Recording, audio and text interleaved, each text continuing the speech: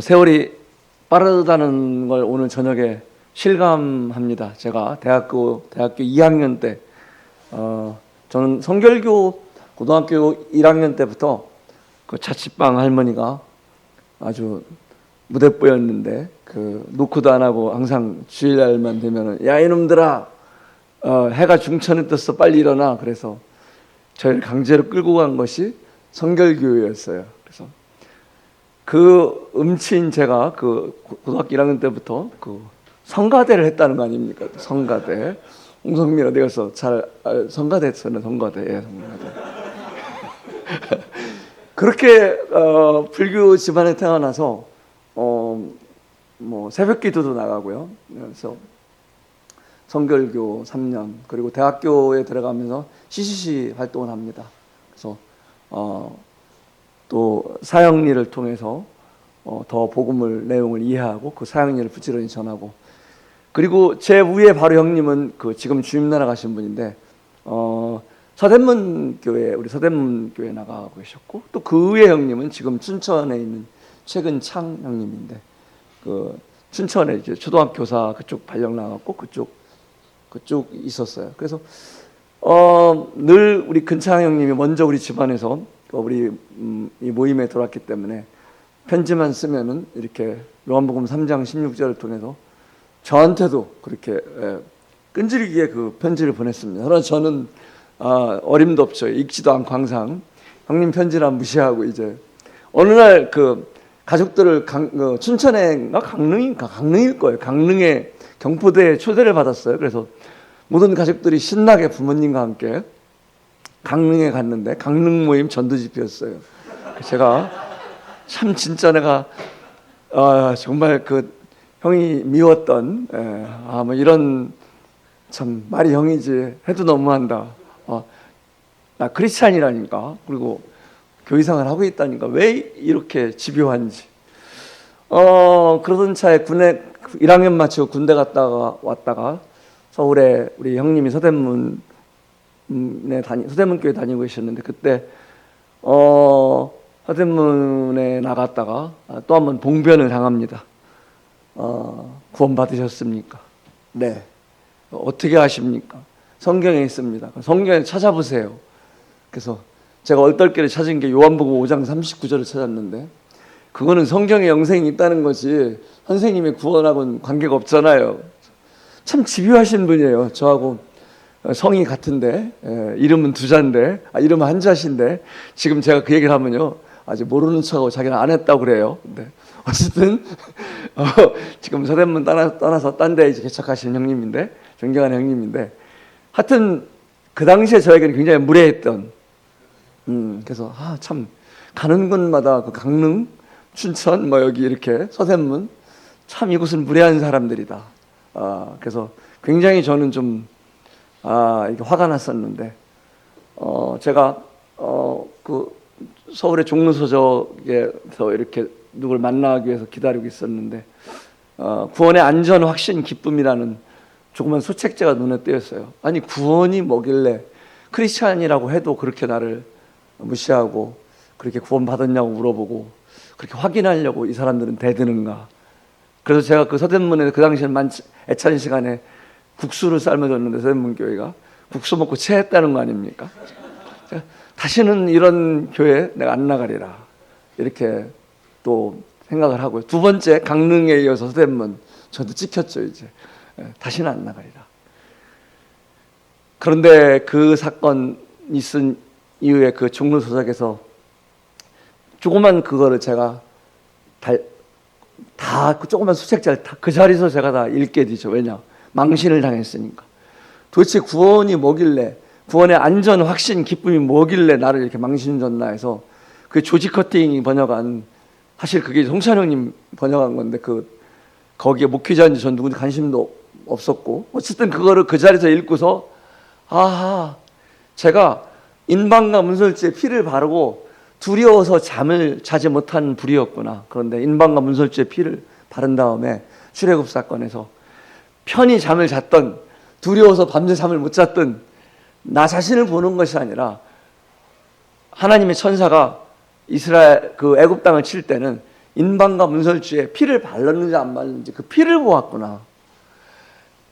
이거였어? 그래, 이거였어? 그러면. 그래서 내가 얼마나 제가 황당하고 또 기쁘고 묘한 감정이 얼마나 복받치는지 제가 그 자리에 서대문교회를 전화했다는 거 아닙니까?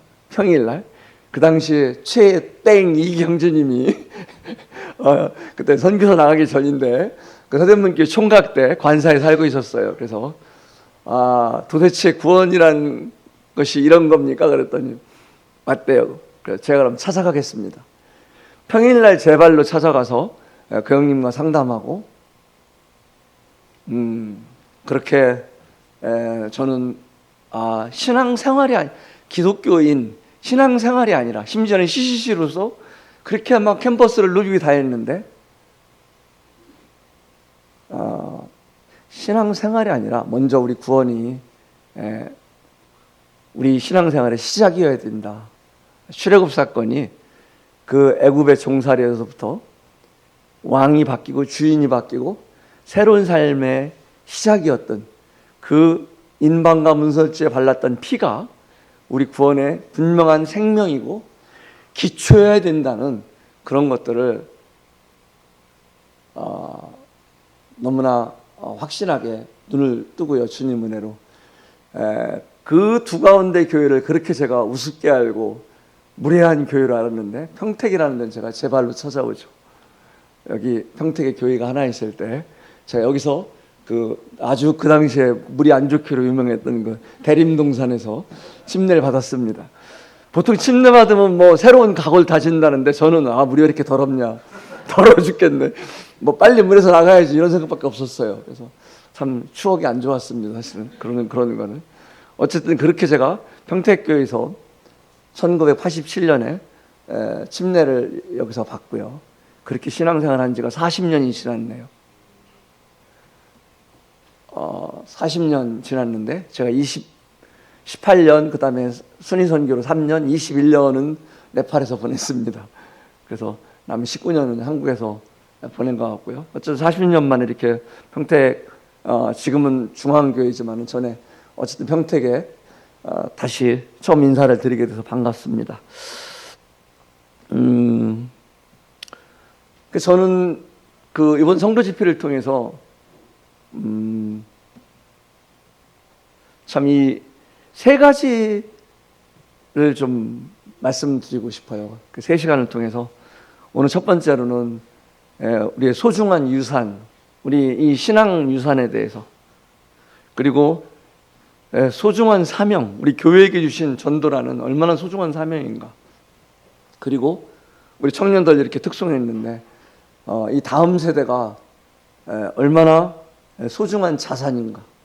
저는 호주에도 가보고 일본에도 가보고 이제 가는 곳마다 그 선진국들의 특징이 노령화된다는 거예요. 그리고 정말 오래됐잖아요. 우리 유럽의 교회들이 다 비어간다고요. 그리고 무슬림들이 다시 예배당을 산다고요. 독일을 지금 유럽에서요. 독일을 보냐, 독일은 그래도 독일 정도 좀 기독교 정신이 살아있고요. 나머지 유럽은 거의 일명 폭망입니다. 폭망. 거의 지금 기독교 국가들이 아니에요. 이 국가들이. 저는 피할 수 없다고 봅니다. 우리도 피할 수 없다.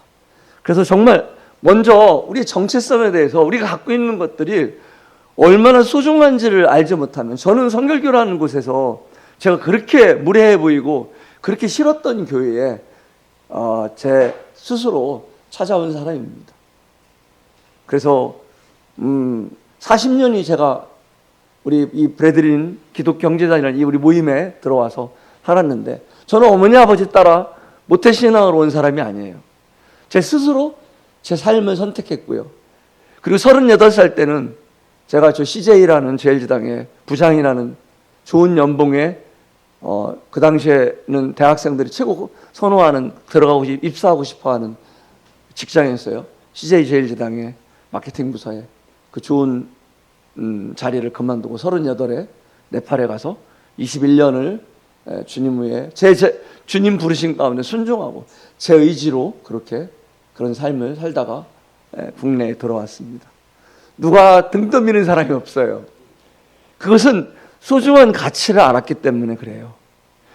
소중한 가치를 모르면은요, 이벤트와 똑같아요. 막 행사처럼 해봐 막 뒤에서 응원해주고, 그러면 그때는 신나게 막 하다가 배터리가 배터리가 떨어지는 거예요. 그러면 다시 나는 뭐지? 내가 왜 이렇게 초라하지? 내가 왜 이렇게 힘들지? 이렇게 살 수 있거든요. 그래서 정체성을 알 때 스스로 선택한 힘은요, 저는 그 당시 대덕교회에서 대전으로 발령난 지가 1년 반밖에 안 될 때예요. 2000년. 그런데 그 당시에 네팔에 8만 불 이상인 가정이 필요하다고 그러는데, 비즈니스 비자를 받기 위해서 8만 불 넘는 사람이 처음엔 2가정인 줄 알았어요. 김만서 형제님이라고 지금 다 갔다가 다시 들어오셨는데, 그 가정 둘이서 그 선교 집회가 이현우 형님 선교 집회가 끝나고 나서 2가정 당첨됐다 그랬는데, 나중에 나는 가만히 계산해 보니까 아닌 것 같아. 8만 불이 모질라 그래요. 그래서 아싸, 1가정 남았다. 최영재 가정, 저희 가정으로 이제 딱 그 일명 포인트아웃이 된 거예요. 그래서 그렇게 얼떨결에 대전으로 발령이 나고, 대전에서 대덕교회라는 데를 가게 되고, 하루 저녁에 선교 집회를 통해서 그런 동기부여를 받습니다. 그렇다고 해서 금방 그날 저녁에 결정한 건 아니에요. 수없이 고민도 했고요, 번복도 하려고 했고요, 무서워서. 그런데 결국은 2001년 5월 29일 날 집을 팔고 아파트를 팔고 국민연금을 해약하고, 제가 88년 1월에 입사해서 국민연금 1기입니다. 국민연금을 해약하고 집을 팔고 퇴직금을 다 그 8만 불을 만들기 위해서 다 이제 네팔로 보내고, 그렇게 부부가 아들 초등학교 5학년인 아이를 데리고 가서 그렇게 떠났던 네팔입니다. 제가 그때 그 동기부여가 됐던 선교 집회였지만은 그렇게 제가 막 갈 사람이 아니었어요. 제가 ESTJ거든요. 저는 유명했어요. 회사에서 포스트잇을 너무 많이 써갖고 거의 포스트맨이라 할 정도로 3M 거 그 포스트잇을 그냥 이 주간 계획, 하루에도 일간 계획 엄청 철저하게 시간 단위로 그런 계산적인 삶을 살던 사람이었습니다. 제가 그렇게 무지하게 아니면 막 감정적으로 그렇게 선교를 나간 사람이 아닙니다. 일단은 대덕교회에 저희 가정밖에 없어서 단독으로 주목을 받았지만은 제가 그냥 막 갈 사람이 아니죠. 기도를 하고 저는 아니라고, 대한민국에 얼마나 부자가 많고 얼마나 선교사로, 그 당시에는 선교사가 장로들이 가던 시대예요. 저 같은 나이대가 가는 것이 아니라 그 당시의 분위기가. 다른 사람을 위해서 보내달라고 하는데, 어느 날 마태복음 13장 44절, 천국은 마치 밭에 감추인 보화와 같다. 그 보화를 발견한 후에 자기의 소유를 다 팔아 그 밭을 샀느니라. 그때까지 저는 균형 잡힌 신앙을 굉장히 강조하던 사람이에요. 제가 평택교회에서 시작을 했지만은 뭐 쭉 홍성 갔다가 그 다음에 서청주를 간 게 저한테 큰 어떤 점프업 되는 계기였어요. 김홍현 형님 통해서 그 서청주에 있으면서 엠마오 성경학교를 전체를 2년 동안 공부하고, 또 그 당시 CTI가 막 생기기 직전이었을 거예요. 그래서 그때도 에스라 사경이 거의 CTI 전신이라고 할 수 있는 그런 것들 공부하고, 그러면서 대덕에서 발령을 해서 갔는데, 저는 그래서 서청주에서 그런 것들을, 제 신앙이 정립되었어요. 균형 잡힌 신앙, 건강한 신앙. 그래서 직장과 가정과 교회가 균형 잡힌 신앙이 제 모토였습니다. 절대나 저는 치우치는 거 싫어했고요. 감정적으로 막 재산 팔고 이러는 거 저거 안 돼. 저 큰일 날 사람들이다. 이런 거 싫어했습니다. 경계에서 경계. 정말 저는 짜임새 있게 그렇게 살던 사람이에요. 그런데 이 마태복음 13장 44절을 보면서 그래, 네팔에 선교사 비자가 안 나와서 먼저 간 이현웅 선사님이 철수의 상황인데 8만 불, 그 당시에 8만 불이면 굉장히 큰 돈이에요. 그 당시 환율이 지금처럼 꽤 비쌀 때고 벌써 그 당시 가치로 맞아서 한 1억 4천, 1억 5천 할 때니까 그 재산이 너밖에 없다는데 그 해필이면 경건의 시간에 그 말씀을 보는데 천국은 마치 밭에 감추인 보화와 같다. 그 보화를 발견하기 위해 자기 소유를 다 팔아 그 밭을 샀느니라. 저 이런 극단적인 말씀 싫어한다니까요. 그런데 보니까 가치를 발견했으면은 그걸 내가 사는 게 맞는 거예요. 이게 천국인 거예요. 그러면서 제가 무슨 강단에서 저는 뭐 서청 청주 있으면서 정말 어린 나이에 그 수의집피 강단부터 시작해서 아주 거의 선택을 받았어요. 교사로. 그래서 수의집피 말씀을 전하고 그랬어요. 근데 어느 날 갑자기 제가 부끄러운 거예요. 신앙이 이론인가?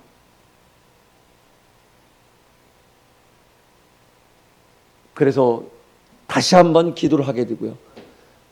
그래서 제가 깨집니다. 균형 잡힌 신앙이라고 잘 살고 있는 줄 알았는데 그 가운데는 놀랍게도 죄가 있었어요.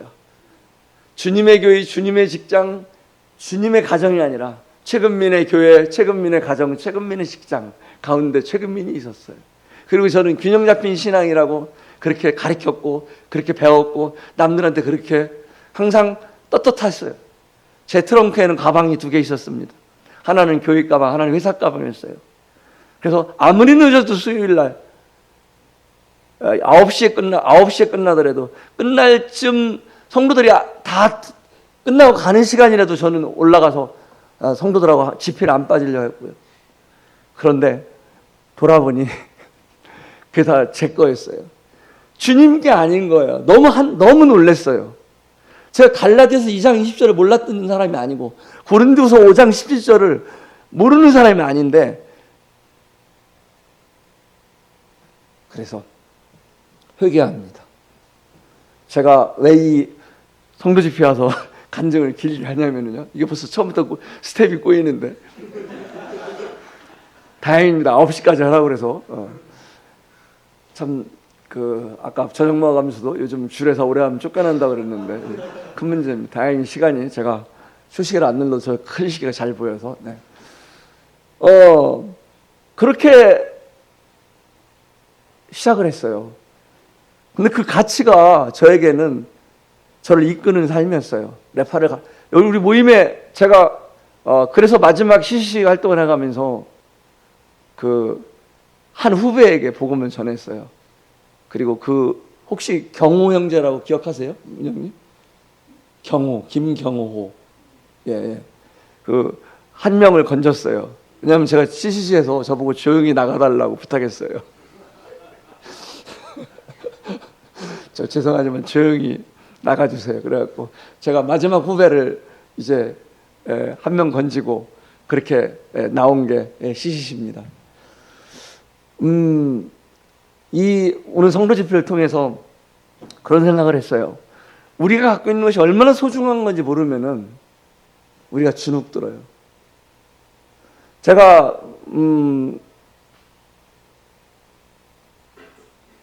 지금은 30, 40대들이 된 결혼한 다 아버지들이 됐지만은 정말 몇 명들이 있었어요. 형제님, 우리의 정체성에 대해서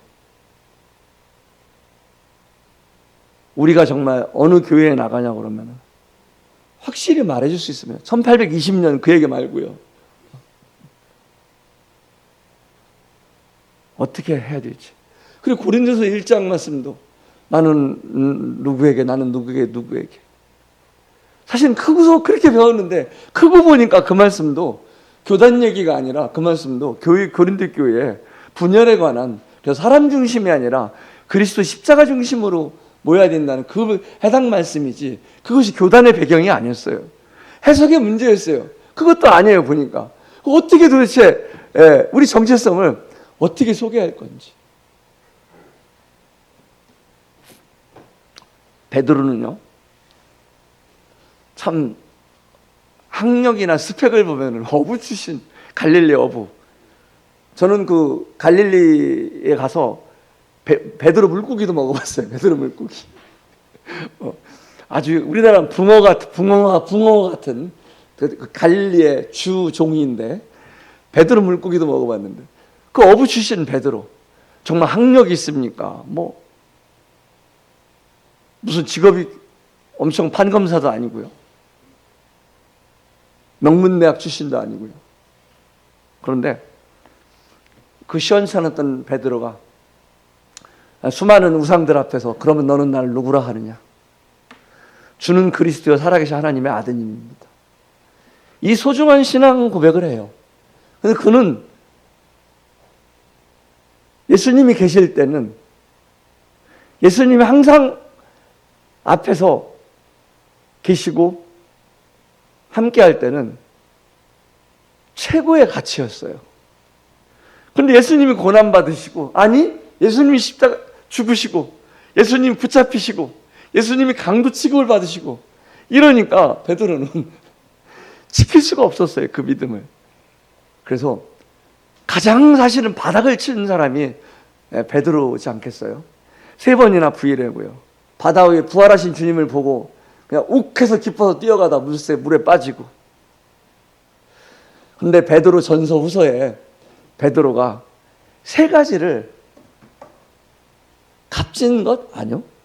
값진 것은 valuable이라고 하잖아요. 가치가 있는 것, value가 있는 것. valuable, 값진 것이 아니라 precious. 보석과 같은, 보석과 같이 소중한 것 3가지를 베드로 전후서를 통해서 기록합니다. 그것이 베드로 전서의 1장 18절 19절에 있는, 내 믿음은 그렇게 흔들리지만은 나에게 변함없이 있는 그 보배로운 피, 그리고 내가 있는 믿음은 내게 아니구나, 주님이 주신 거구나. 내가 갖고 있는 믿음은 조금만 위험하면은, 조금만 상황이 어려워지면은 그냥 흔들리는구나, 그냥 넘어지는구나. 주님이 붙들지 않으시면은 믿음의 주체가, 믿음의 대상만이 아니라 믿음의 주체가 주님이시구나. 주님이 나의 요한복음 10장 28, 29절에처럼 내 아버지가, 마녀보다 크신 내 아버지가 나를 붙들고 계시매, 나는 가끔씩 엄청 세게 잡고 있는 것 같지만은 내 신앙이 흔들릴 때, 내가 낙심할 때도 이 마녀보다 크신 아버지 손에서 빼앗을 자가 없구나.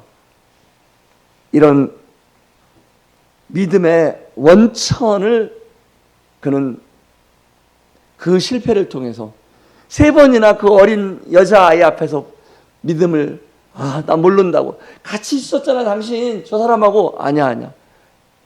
내 맹사커니와 나 같이 없었어. 예수님 제자 아니야. 그런데 하필이면 닭이 우는 거예요. 그 전에 그런 찬양이 있었어요. 그 새벽 울 때 난 뭐죠? 두려웠어. 풍랑일 때 난 무서웠어. 하지만 이제 두렵지 않아. 뭐 이런 그 베드로의 그 고백이 있었는데, 참 또 이 베드로를 생각하면은요, 그가 가진 유산이 무엇일까? 베드로서 1장 4절에서 보배로운 약속을 기억해요. 하느님 말씀이 단순히 교리 차원이 아니라요, 요즘 신학은요, 하나님 말씀은 다 신학화예요. 필요하죠. 그런데 신학으로 위한 성경이 아니잖아요. 성경은 삶이잖아요.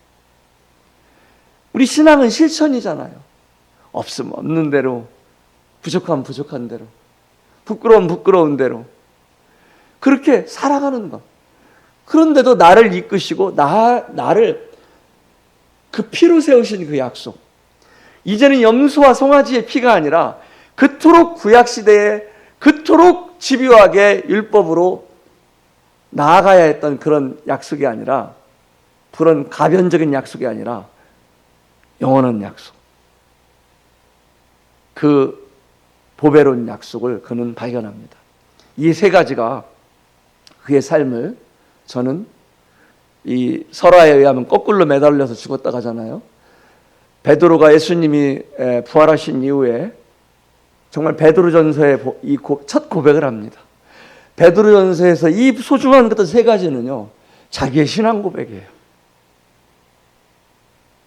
그가 어디 학교에서 배운 게 아니고요, 무슨 유명한 가멜리알 이런 데서 유명한 그런 학자한테 배운 게 아니고요, 그 삶으로 배운 거예요. 여러분들 속에 평택중앙교회를 다니면서 내가 갖고 있는 거, 정말 내가 갖고 있는 가치, 또 이 가치를 다음 세대에 물려주고 싶은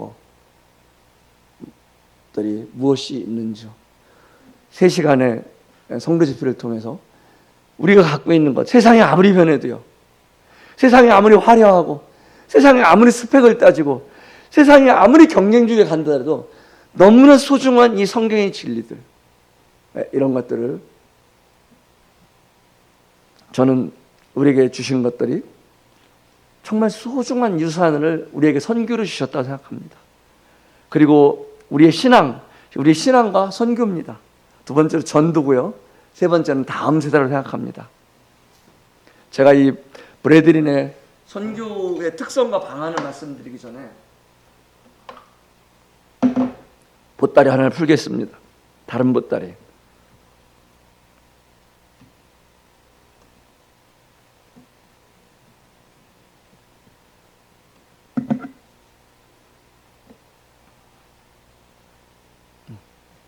우리가 230개의 모임 정도 돼요. 그래서 한 맥시멈 70명 평균, 아주 크게 잡아서요, 평균 70명 잡아서 한 16,000명 정도 되더라고요, 한국 모임 전체가.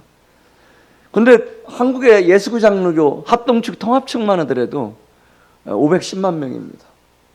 제가 따져보니까 0.31%예요. 0.31%. 감리교가 한 120만 명 되고요, 제가 있던 성결교가 95만 명 되고요, 침례교가 53만 명, 순복음 계열이 꽤 커요. 160만 명. 카더라가 아니라 그 밑에 자료들이 다 있습니다. 0.31%. 도대체 우리의 정체성을 얘기할 때 0.31%에 속한 우리들, 그것도 이렇게 계속 또 분리되고 어떻게 또 분가돼 나가고, 참 이렇게 복잡 다양한 이런 역사를 쓰고 있는 우리 모임들.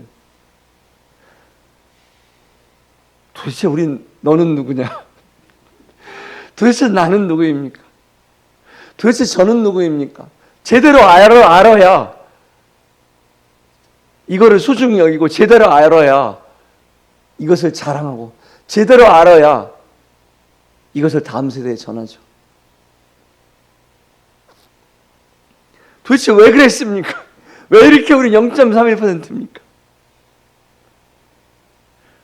제가 주님 은혜로 5년 동안 이렇게 그 침신대와 아신대라는 아세아연합 신학대학원에서 대전에 있는 침신대 대학원과 5년 동안 공부할 수 있는 기회가 있었어요. 2018년에 나와서 이제 순위 선교를 하면서 그때 특별한 일들이 정해져 있지 않을 때 펼치고 하고 싶었던 것들이 선교를 좀 공부하고 싶었어요. 그래서 선교대학원에서 5년 동안 석사과정을 2번을 이렇게 공부할 수 있는 기회가 있었는데, 그 동기부여가 뭐였냐면은 제대로 좀 알고 싶었어요. 실행적인 것만이 아니라 도대체 역사적으로, 문헌적으로, 그리고 입증할 수 있는 자료, 카더라가 아니라, 주관적인 것이 아니라 이 학계에든 어디든 내놓을 수 있는 것들을 좀 찾고 싶었어요. 도대체 우리 모임은 왜 이렇게 교단들을, 왜 이렇게 제가 성결교 희시 출신이라고 하는 저를 무시하고, 성만찬에 참여했다고 저를 혼내키고, 방으로 저 서대문 쪽방으로 끌고 가서 구원받았는지 증거를 대라고 그러고 그렇게 저를 족쳤는지, 도대체 이 집단은 뭔지. 그런데 왜 이렇게 이 0.31%밖에 안 되는지. 거슬러 올라가면요, 한국의 기독교가 1890년 초에 들어옵니다. 그 전에는 아주 극소수고요. 예, 전체적으로 들어왔던 것이 1890년 초입니다. 이때 들어와서 제가 궁금했어요. 1890년부터 1910년 한일합방 전까지 약 20년 동안 도대체 무슨 일이 있었냐. 이들이 교단들이 장로교, 감리교, 성결교, 침례교들이 엉터리를 들어왔냐. 과연 구원도 안 받은 사람들이 들어왔냐, 복음도 모르는 사람들이 들어왔냐. 이거를 저는, 왜냐하면 60년대 한국 모임이 1960년대 시작을 하거든요. 59년부터 해서. 그래서 이때는 이미 사실은 일반 교단들은 구원이 없다고 생각을 하셨거든요. 우리 1세대 형님들은, 우리 선교사들부터요. 그런데 왜 그랬을까? 도대체 1890년에 이들이 왜 이렇게 한국 모임은 작았고 왜 이렇게 우리들이 이 교단을 무시했을까? 정답을 찾아가기 시작했어요. 문헌을 찾아가기 시작했어요. 구체적으로. 이 1890년도, 1910년도 미국에서 선교사들이 많이 들어오면서요, 선교지 분할 정책을 씁니다. 그때 중심이 장로교, 감리교 중심이에요. 그래서 사실은 다 장로교, 감리교입니다.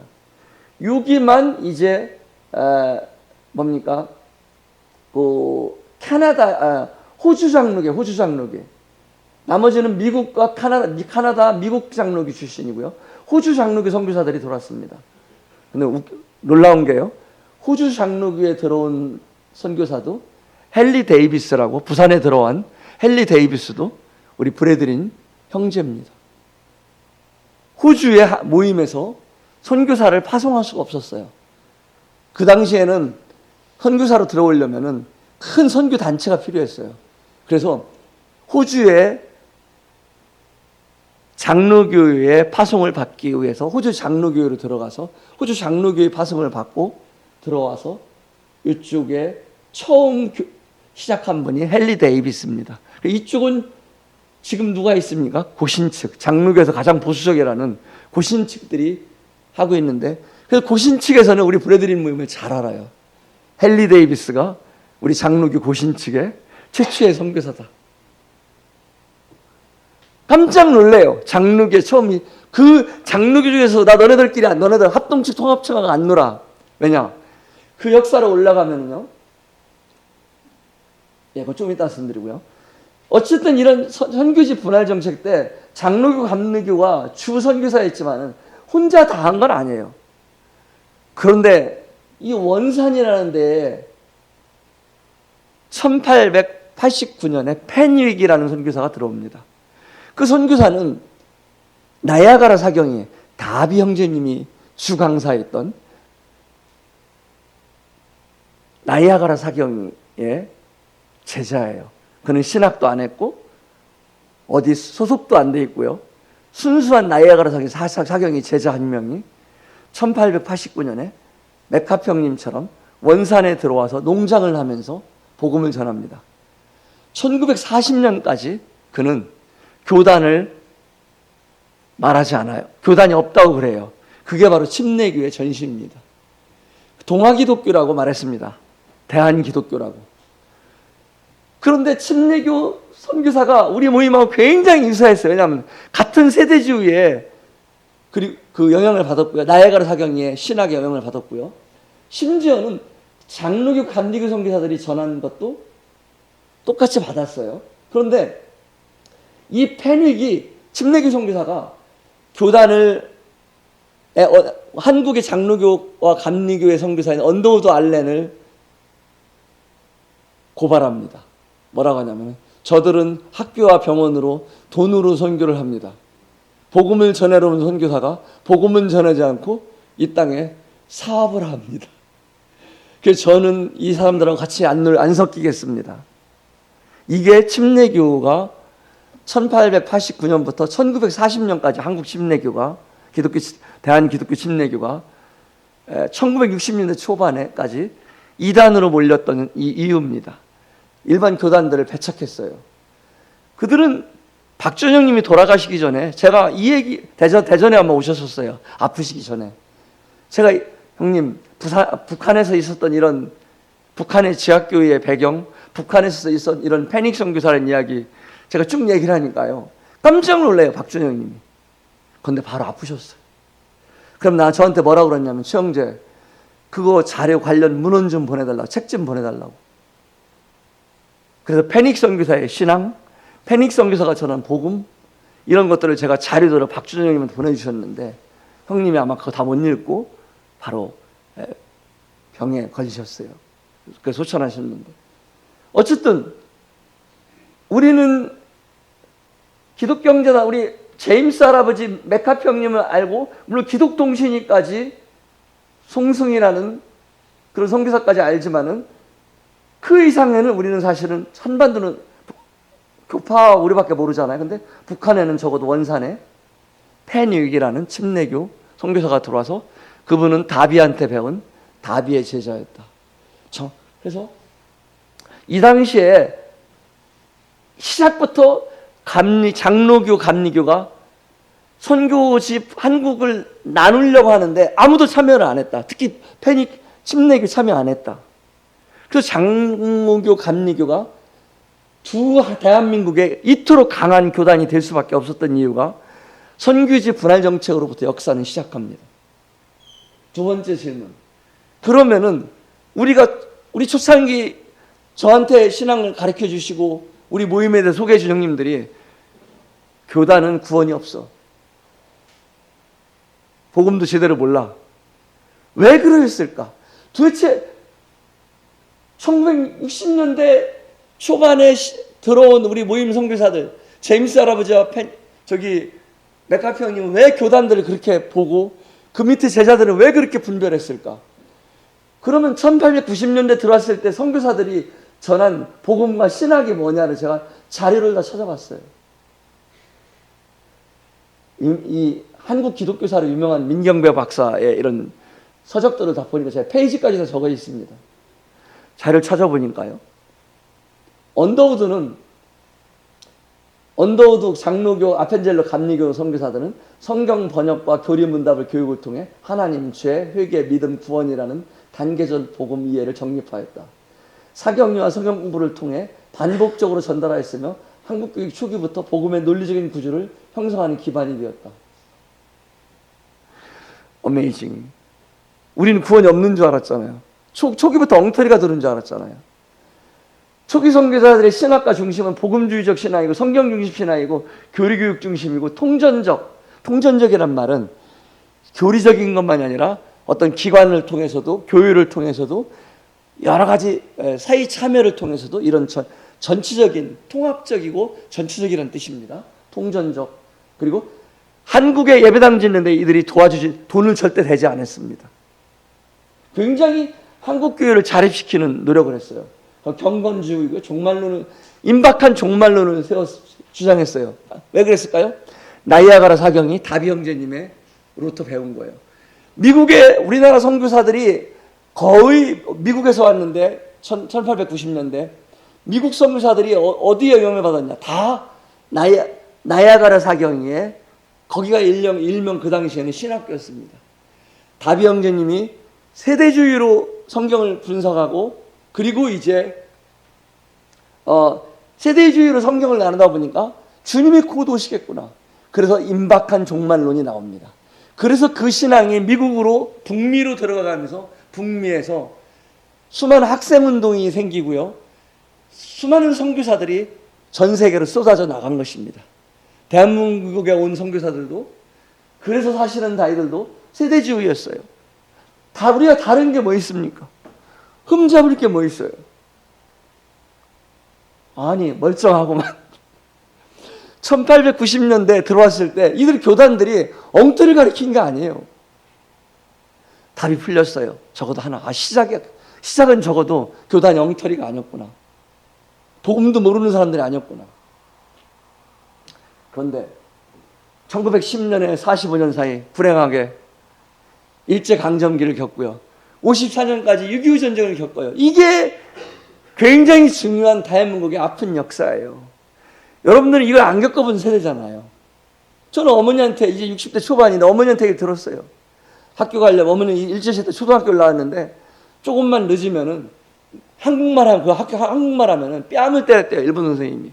그리고 이름도 다 일본 이름으로, 한국 이름 못 쓰고 일본 이름으로 개명을 했어야 됐고요.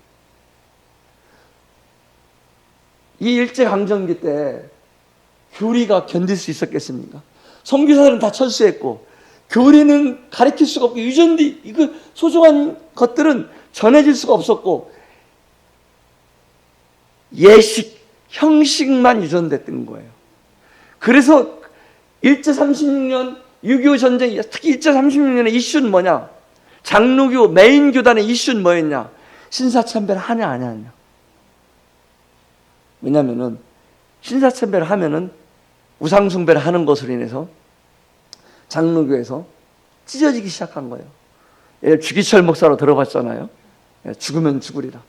그래서 거기서 고신측이 나오는 거예요. 우리는 해방 끝나고 나서 뭘 했을까요? 우리는 신사참배 안 했지. 우리는 끝까지 죽음으로 맞섰다.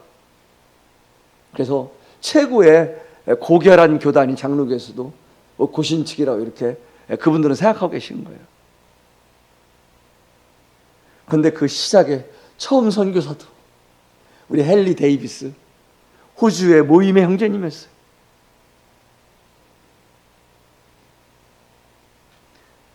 이들에게는요, 교리는 어디 가고 다음 세대가 없죠. 우리도 똑같아요. 만약 한 40년, 50년 공백 기간 가져버리면요, 우리가 지금 소중한 이런 것들이요, 보배로운 피, 보배로운 약속, 보배로운 믿음, 예수 그리스도의 복음, 초대교회적 신앙, 순수한 신앙, 한 40년만 공백 생겨보세요. 아니, 20년만 생겨보세요. 다 중요한 본질은 사라지고요, 형식만 남는 거예요. 그들 속에는 신앙의 본질은 사라지고 생존 사이에서, 그냥 선택이 아니었어요. 생존이에요, 생존. 일제시대 때 생존 사이에서 선택을 강요받았고, 그 결과 상처와 회개와 갈등과 분열 속에서 정체성이라는 것은 희미해질 수밖에 없었던 거예요. 처음 1890년부터 1910년까지 20년 동안 저는 그 건전했던 그 나야가라 사경의 그 세대주의적, 그 다비 형제님이 주장한 그런 성경적 구분, 분별 이런 것들은 사라져가 버린 거예요. 그리고 한국 전쟁까지 설상가상, 수많은 고아들 살려달라고 배고프다고. 그리고 저 어렸을 때만 해도 얼마나 그 상위군인, 전쟁 중에 다친 사람이 많은지, 다리 잘려진 사람이 목발하고 다니면서요, 아무거나 그 사람은 집에 와서 자기 마음에 들었으면 집어가요. 그래서 꼼짝 못했어요, 무서워서. 상위군인. 얼마나 많은 그 전쟁 고아들, 전쟁에서 부상당한 사람들. 이런 시대에 지금 같은 걸 선교사들이 6.25 전쟁 끝나고 나서 들어왔어요, 다시. 그럼 가르칠 수 있었겠어요? 선교사들이 들어서 할 수 있는 거는 밀가루 나눠주고 고아원 만들고. 그래서 홀트 아동복지가, 우리 메카피 형님이 선교사로 오기 전에 홀트 아동복지에 직원이셨어요. 지금 홀트 아동복지가 대전에 있습니다.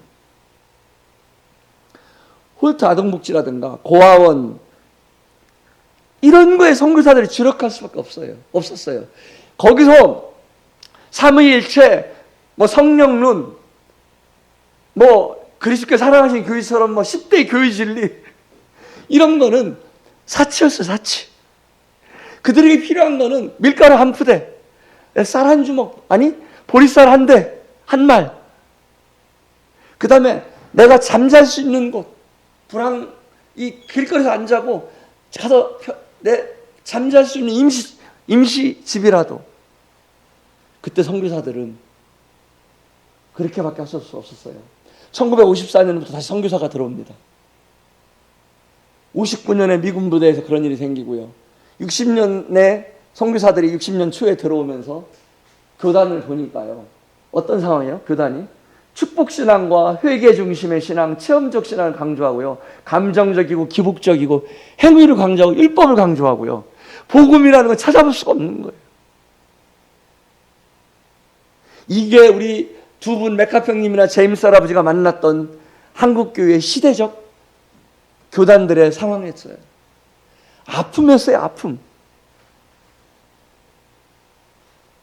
그래서 우리는 더구나 우리 시작 때도 분리를 강조했지만은 우리는 그래서 시작 때부터 우리 1960년대부터 우리 1820년이 아닌 대한민국에서도 교단 속에서 우리는 분리된 삶을 우리 스스로 분리했고, 왜냐하면 우리가 갖고 있는 복음의 가치, 신앙의 가치, 교회 진리의 그 가치 때문에 그들과 일부러 분리하려고 한 것이 아니라 분리될 수밖에 없었던 거예요. 그런 교단의 모습 속에서 제 얘기가 아닙니다. 이 박명수 교사 지은 한국 기독교와 현대사의 서울 한들 출판사에 나온 132페이지에 나와 있는 내용이에요.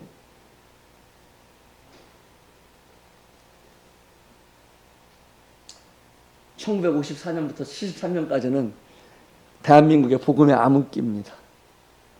이때 가장 큰 계기가 됐던 게 1973년에 빌리그램이 전도대회가 여의도 광장에서 있었던 건데, 이때 얼마 보였대요? 100만이 넘게 보였답니다. 어떤 자료는 110만이라고 그래요. 이때 빌리그램이 복음을 전하는데 전국에서 이렇게 100만이 넘는 여의도 광장에서 모여놓고 한 게 뭐냐면은 인간의 죄, 그리스도의 십자가의 대속, 오직 믿음에 의한 구원. 여기 온 목사들도 구원받지 않을 수 있다. 이런 복음을 1973년에 빌리그램이 전합니다. 1973년부터 1960년 54년부터 73년까지는 복음의 암흑기였어요. 그리고 미국에서 1965년에 CCC가 미국에서 만들어지고요. 사형리, 하나님, 죄, 구원, 영생, 이 사형리가 만들어집니다. 김중근 목사가 1965년 이후에 70년대부터 본격적으로 대학교에서는 복음을 이 사형리를 전하기 시작합니다. 자, 제가 정리하겠습니다. 요 역사를. 궁금증이 다는 아니지만 상당히 제가 이 자료를 찾아보면서 풀렸어요. 이 54년, 73년 복음의 암흑기에 우리 모임이 가치가 precious, 보석과같이 빛난다는 거예요. 그때 우리가 그 작은 0.13%의 브레드린 기독경제단 우리 모임이 무엇을 했습니까? 그 복음을 우리나라 교회가 모를 때, 그 암흑기 때 구원 받으셨습니까? 거듭났습니까? 오늘 죽으시면 천국 갈 수 있습니까? 이런 복음을 전했다는 거 아닙니까? 우리 중에 이루어진 사실, 우리 양진 형제님 책에 나와 있는 내용입니다. 제임스 할아버지가 천막 집회를 하고요. 천막을 큰 거를 싣고 다니면서 전국을 다니셨다고 그래요. 의자도 샀다 그래요. 의자. 1960년 우리 문대 형제님 잘 아시잖아요. 맥카피 형님이 이렇게 농장을 운영하고 자립기반을 마련한 한편 남사중학교 건립하고 오산중학교 기독교병원 교육과 의료를 아우르는 통전적 선교를 하신 분이에요. 굉장한 일이에요. 나름 이게 통전적 선교라는 것이 일반 선교 정책에서도 굉장히 중요한 정책이거든요. 단순히 복음만 전한 것이 아니라. 또 제임스 할아버지는 천막을 치고 복음을 전하면서 순위 전도 사역, 현장 중심의 사역을 했다고 이 우리 정인태 형제님 지은 책 19페이지에 보면은 나와 있어요.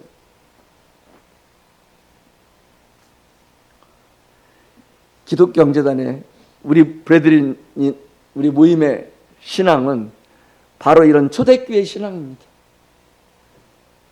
성지세들을 인정하지 않고 전인제 사상을 했어요. 초대교회 예배와 교제를 실행했고요. 교회가 건물이 아니라 교회가 그 당시만 해도 성수라고 가르칠 때 구약에 있는, 왜냐하면 장로교가 당연히 언약주의적 해석이죠. 그러니까 당연히 이스라엘이 이스라엘이 구원받은 성도들이고 성막이 오늘날의 성전이고 교회이고 이렇게 연결되는 부분에서 교회는 건물이 아니라 구원받은 하나님의 자녀들의 모임이다. 에클레시아를 가리켰어요. 이런 것들이 꿈도 못 꾸던 1960년부터 73년까지는 한국 기독교계에서 꿈도 못 꾸던 복음의 내용과 교회 진리를 가르쳤다는 게 우리 아닙니까? 왜 이 자부심을 0.13%의 그런 숫자에 눌려서 그렇게 살아가야 됩니까? 제가 작정하고 이거를 정말 논문을 썼어요.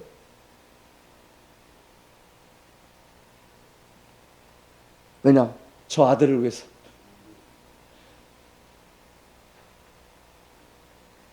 다음 세대를 위해서.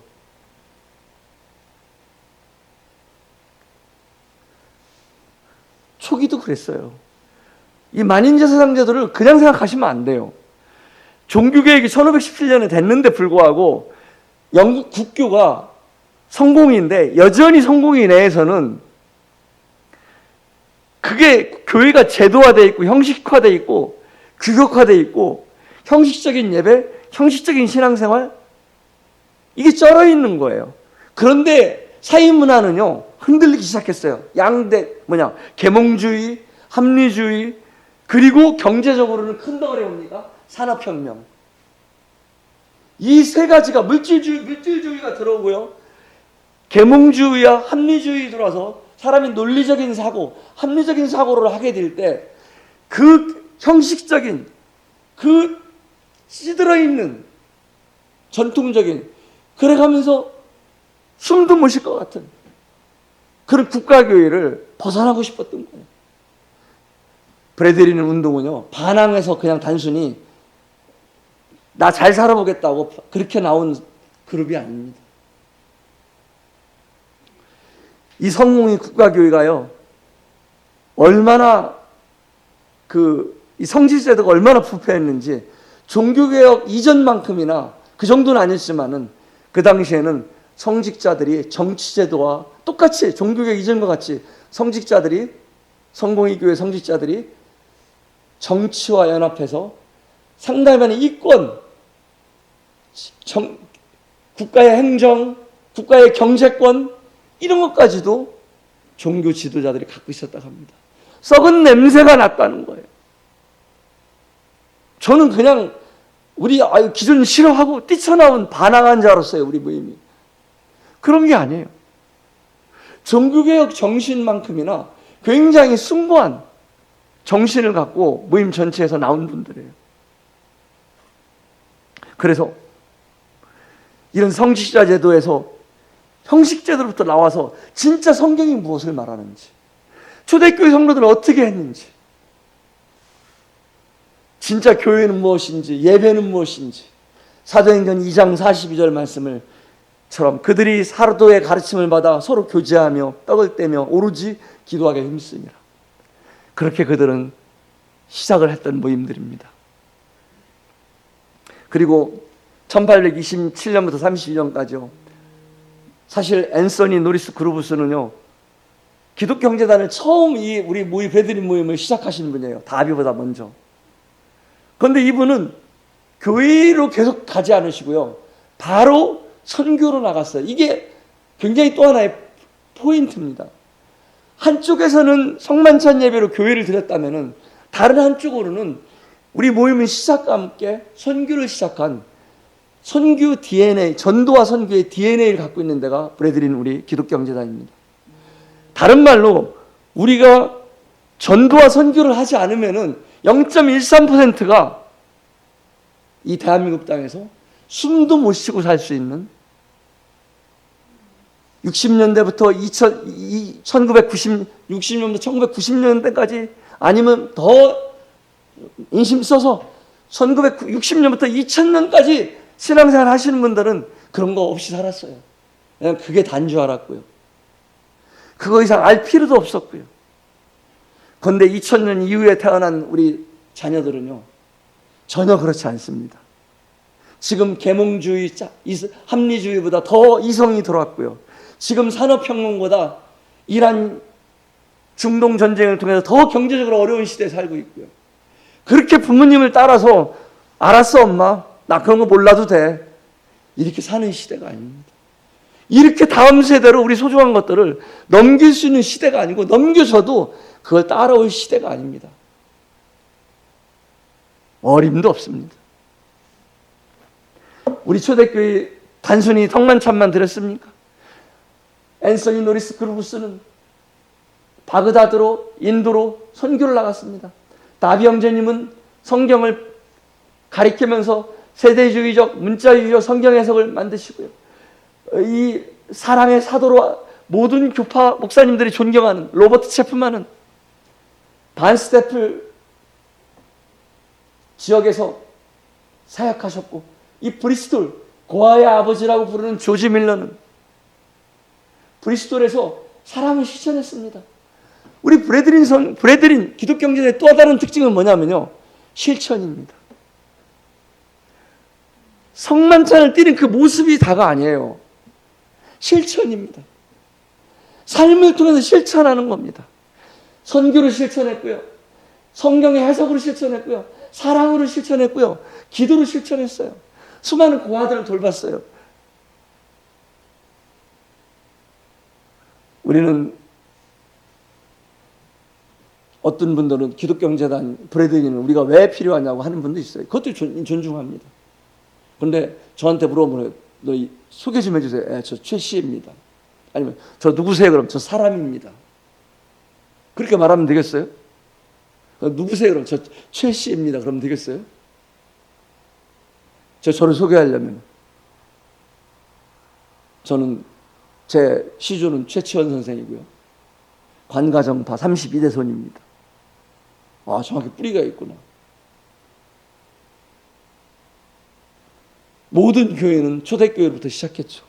그거는 틀림없이 하나의 교집합과 같습니다. 어떤 교회도 초대교회 때부터 뿌리가 시작되지 않은 교회는 없습니다. 마태복음 16장에 있는 대로 너는 나를 누구라 하느냐? 주는 그리스도요 살아계신 하나님의 아들입니다. 내가 그 반석 위에, 그 믿음 위에 내 교회를 세우리니. 그렇게 초대교회는 시작하고요, 사도행전에서 그렇게 초대교회의 모습대로 사도들의 가르침을 따라 모였습니다. 모두 우리는 초대교회에 해당됩니다. 장로교는 아니라고요? 장로교도 해당됩니다. 감리교도 해당됩니다. 모든 교회의 시작은 초대교회입니다. 그런 의미에서 우리는 초대교회에 속해 있습니다. 또 하나는 그 국교회로부터 종교개혁이 시작한 지 100년, 200년이 흐르면서 이제는 다시금 국가교회 형태로 예전 상태로 돌아가고 있는 이 교회에서 다시금 성경대로 모여야겠다고 그 운동을 주님께서 허락하셨을 때, 또 한편으로는 저희는 거기에 속한 사람들입니다. 그래서 저희는 브래드린이라고 하고 기독교 형제단이라고 소개하기도 합니다. 저는 이 양대 두 가지를 다 같이 포용하는 것이 맞다고 생각합니다. 그런데 여러분들 분별이 무슨 얘기냐고 우리 초대교회 교회라고 말하면 그것도 존중하겠습니다. 제가 경기 지역 장로 모임에서 이야기를 했다가 전화가 한번 왔어요. 어떤 장로 형제님이 나이 드신 80대 형제 강의 잘 들었는데 어디 가서 우리 브래드린이라고 하지 마. 우리 초대교회야. 그래서 네 알겠습니다 라고 말했습니다. 그래서 이 두 가지는 중앙교회 성도님들에게도, 여러분들의, 저는 자유라고 생각하시지만은 저는 두 가지 포용성을 갖고 있는 것이 더 합리적이라고 생각합니다. 어쨌든 이렇게 브래드린 운동을 했던 이 훌륭한 분들이 오늘날 교계에서 다 하는 분들입니다. 여기뿐입니까? F.F. 브루스, 교단에서 가장 존경하는 성경학자인 F.F. 브루스, 짐 엘리엇, 허드슨 테일러, 말할 수 없는 분들이 우리 기독교 형제단 브래드린의 출신인데, 우리는 숫자로 0.13%에 밀려서 누가 어느 교회 다녀? 평택중앙교회. 교단이 어디야? 성경에 쓰여 있는 교회야. 교회는 다 성경에 쓰여 있지. 그렇긴 한데 우리는 1820년대 이렇게 또 이게 길어지죠.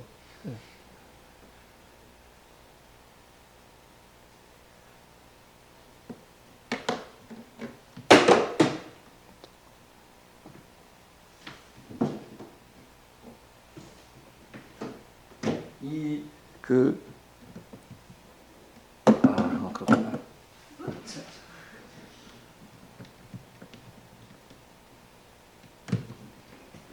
네.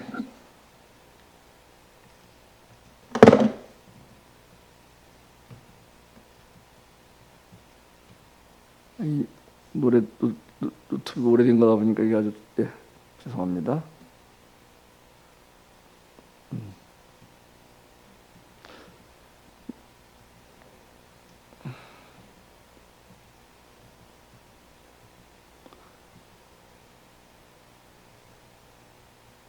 그래서 다시 한번 여러분들 말씀드립니다. 우리의 유산은 소중합니다. 꼭 자부심을 가지셔도 됩니다. 믿으셔도 됩니다.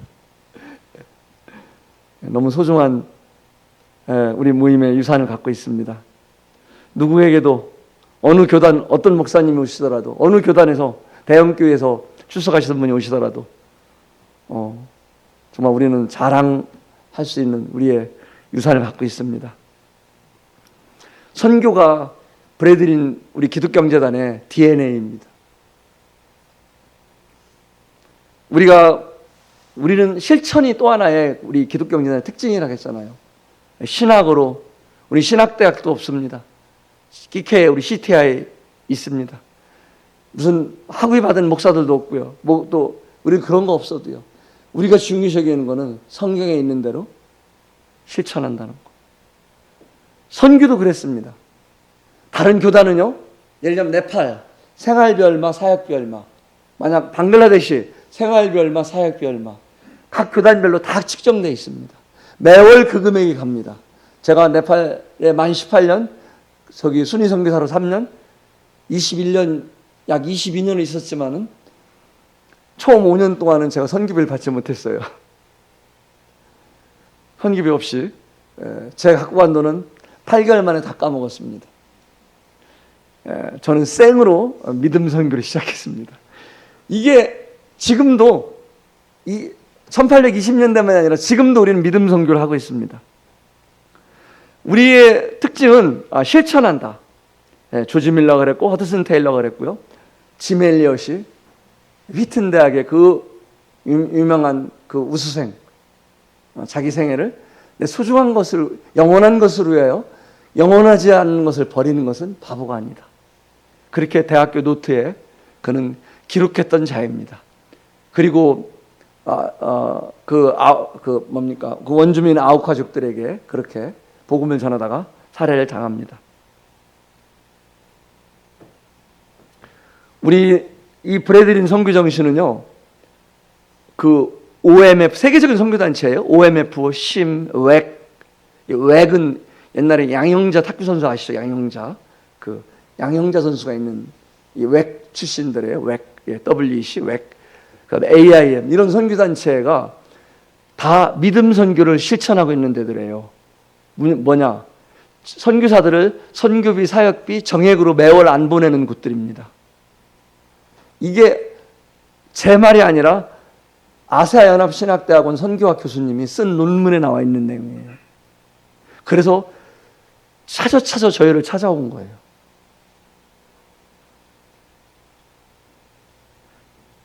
그리고 1960년대는 YM의 한국에 있는 YM 전 세계에 있는 단체죠. 영향이 설립하는 데 영향을 주었고요. 미국에는 우리 모임의 형제단입니다. 그 브래들린 형제단의 선교단체죠. CMML, 그 다음에 호주의 AMT, 영국의 에코, 한국의 OMSC 이렇게 다 믿음 선교를 실천하고 있고요. 우리는 1992년부터 김선영 형제님 파송 기준입니다. 김선영 형제님으로부터 시작해서 지금 32가정이 나가 있습니다. 230개 가정에서 32가정이 나갔어요. 제가 따져보니까 한 13% 되는 것 같아요. 대단한 겁니다. 0.13%밖에 안 되는 교회가 13% 교회가 선교사를 파송했어요. 선교의 DNA입니다. 우리는 널 쓰고 성만찬만 하는 게 우리의 정체성이 다가 아니에요. 우리 한쪽은 교회론이라면 한쪽은 선교로, 삶으로 실천했습니다. 그것이 우리의 DNA라고 봅니다. 많은 이런 기여를 했고요. 그리고 선교지에서도 역시 복음주의로 세대주의적 성경 해석, 신약 성경을 문자 그대로 이해하고 초대교회 원리를 각 선교지에 심고 있습니다.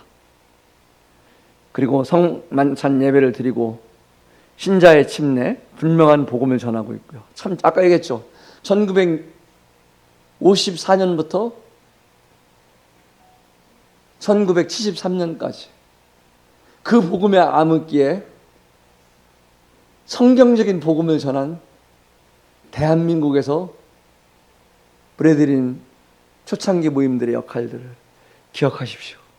어떤 목사님하고 얘기해도 다 통하는 이야기입니다. 이야기는. 그때 복음의 암흑기 때 빌리그레암 1973년 집회 이전까지 저 기억나요. 저 그렇게 했거든요. 그 교회 다니 성결교도요. 맨날 북치고 이래가면서요. 성령 내려달라고 그러고요. 회개하고요. 주여 이 죄인이 용서해 주옵소서 이러면 다들 막 주여 나가서는 또 마음대로 살고요. 그렇게 살던 시대에 구원 받으셨습니까? 정말 놀랄 노자의 복음을 전한 데가 우리 모임 아닙니까? 지금도 32가정이 선교지에서 놀랄 노자, 돈도 매월 오는 정액도 없어. 언제 쌀이 떨어질지 몰라요. 근데도 그렇게 한 명도 죽은 사람 없잖아요. 복음 전에다가 메콩강에 가시는 김명석 자매님 계시지만 굶어서 쌀 떨어져서 돌아가신 분 없어요. 지금까지. 이런 소중한 것들을 지키고 있습니다. 한국모임 선교는 다소 이런 장점에도 불구하고 우리가 장점이 뭘까요? 개척교회, 개척하는 거, 희생하는 거, 믿음 선교는 정말 어느 교단은 비교할 수 없을 정도로 우리는 우수합니다. 아주 이 DNA가 정말 우수해요. 아마 시베리아에 가서도 우리는 선교할 겁니다. 살아갈 거예요. 좀 지독해요. 근데 약한 게 있어요. 우리는 협력 선교 못하고요. 동영 못하고요. 훈련, 평가, 보안, 선교 인프라가 절대 부족해요. 주님 부르시면 이해하고 막 죽으리라고 가는데요. 좀 사전에 좀 이렇게 좀 등발 좀 키우고 또 좀 공부 좀 하고 좀 나름 준비 좀 하고 갔으면 좋은데 준비 1도 없습니다. 그냥 부르시면 몇 장 말씀 받았다고 가요. 이런 것들이 장점이면서 지금 객관적으로 살펴보면요. 특히 앞으로 다음 세대에 넘겨줄 것들은요. 그것은 장점이었다. 그러나 약점일 수도 있다. 그래서 이제는 선교 훈련도 받고 선교 교육도 하고 또 선교지 분들도 멤버교회도 해야 되고 아니 세상에 부동산 업자들도 새로운 법규를 바뀌어서 재교육이 보수교육을 받는데 우리는 30년이 지났어도 파송된지 보수교육 한번 안 받습니다. 맨날 한국모임 오면 이 선교 보고하러 다니기 바빠요. 도대체 그분들의 영적인 역량을 어디서 키우는지 저에 대한 질문입니다. 21년 동안 선교를 하면서 제 역량을 어떻게 키웠는지 이게 대한민국 선교의 조금은 약점이었다. 앞으로는 여러분들 세대에는 이런 것들은 한 번 정도는 다 자랑만 할 것이 아니라 조금은 생각해 볼 필요가 있다. 그리고 협력을 몰라요. 우리는 협력을 모른다. 어른들 세대는 그랬어요. 우리가 남인가? 하나 되는 건 엄청 배웠어요. 나라가 위험하면 금방 빼서 막 대한민국 화이팅! 해가면서 살았어요. 그런데 지금 여러분들은 다 각각의 충실한 삶을 사는 세대에 살고 있어요. 그래서 특히 우리는 협력 선교를 몰라요. 협력을 모릅니다. 두세 명이 모이면 의견이 불편해져요.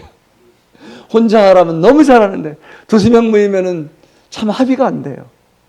그리고 배워본 적 없어요. 토론을. 찍소리 말고 들어. 순종은 배워왔어도 제 의견을 말해보고요. 다른 사람의 의견을 끝까지 들어보는 걸 우리 문화가 특히 60년대부터 2000년까지 그런 문화는 상당히 유교 문화가 많이 있었기 때문에 우린 질서와 연합이라는 거는 엄청 강조해서 배웠지만은 상대방을 존중해주고 상대방을 세워주는 거는 또 토론하는 것들은 이견 다른 것이지 잘못된 것이 아니라는 것들은 배우질 못했어요. 다른 것들을 말하면 상당히 언짢아고요, 불쾌하고 저 형제 나를 싫어하나 보다 이렇게 가버리는. 오늘날 옵시다. 네, 그만하겠습니다.